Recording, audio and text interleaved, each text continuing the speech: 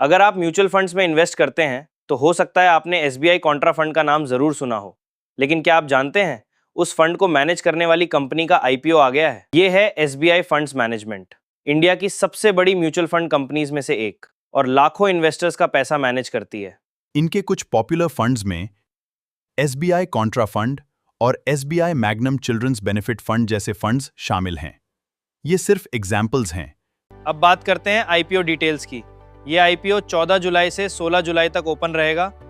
Price band 545 rupees से 575 रखा गया है। ये लगभग 12,500 करोड़ का आईपीओ है और ये एक ऑफर फॉर सेल यानी ओएफएस इशू है, मतलब एग्जिस्टिंग शेयर होल्डर्स अपने शेयर्स बेच रहे हैं। रिटेल इन्वेस्टर्स के लिए 35% कोटा रिजर्व है और एलिजिबल एसबीआई शेयर होल्डर्स के लिए अलग शेयर होल्डर कोटा भी रखा गया है। अब बात करते हैं कंपनी के फाइनेंशियल्स की। FY25 में कंपनी ने लगभग 4,236 करोड़ की रेवेन्यू रिपोर्ट की। ये दिखाता है कि कंपनी प्रॉफिट है, फाइनेंशियली काफी स्ट्रांग भी। लेकिन सवाल ये है, ये कंपनी पैसा कमाती कैसे है? शेयर्स में इन्वेस्ट नहीं करती, ये इन्वेस्टर्स के म्यूचुअल फंड्स को मैनेज करती है और उस मैनेजमेंट के बदले फीस अर्न करती है। इस कंपनी की सबसे बड़ी स्ट्रेंथ है इसका ब्रांड।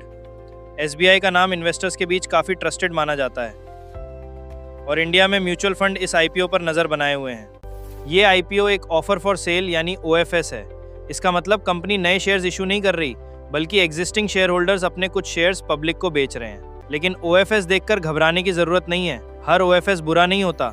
डिसीजन लेने से पहले कंपनी के फाइनेंशियल्स, वैल्यूएशन और बिजनेस क्वालिटी को भी देखना जरूरी होता है। इस आईपीओ में एसबीआई शेयर होल्डर्स के लिए भी अलग कोटा रखा गया था, लेकिन इसकी एलिजिबिलिटी के लिए रिकॉर्ड डेट से पहले एसबीआई के शेयर्स होल्ड करना ज़रूरी था। अगर आपने उससे पहले शेयर्स खरीदे हैं तो आप शेयर होल्डर कोटा का बेनिफिट ले सकते हैं। अब सबसे बड़ा सवाल, क्या इस आईपीओ में अप्लाई करना चाहिए? इसका जवाब हर इन्वेस्टर के लिए अलग हो सकता है। अब आईपीओ में अप्लाई करने के लिए चाहिए डीमैट अकाउंट। अगर आपके पास डीमैट अकाउंट नहीं है तो डिस्क्रिप्शन लिंक दिया हुआ है, उसके थ्रू अकाउंट ओपन करके आप आईपीओज में अप्लाई कर सकते हैं। और अगर आपको आईपीओज, म्यूचुअल फंड्स, इंश्योरेंस ये अपने पोर्टफोलियो को लेकर कोई भी गाइडेंस चाहिए तो नीचे दिए गए व्हाट्सएप नंबर पर कॉन्टैक्ट कर सकते हैं। मैं मल्टीपल ऑप्शंस कंपेयर करके आपके लिए सुटेबल सॉल्यूशन सजेस्ट करने की पूरी कोशिश करूंगा। अगर वीडियो यूजफुल लगी तो लाइक, शेयर और चैनल को सब्सक्राइब जरूर करें।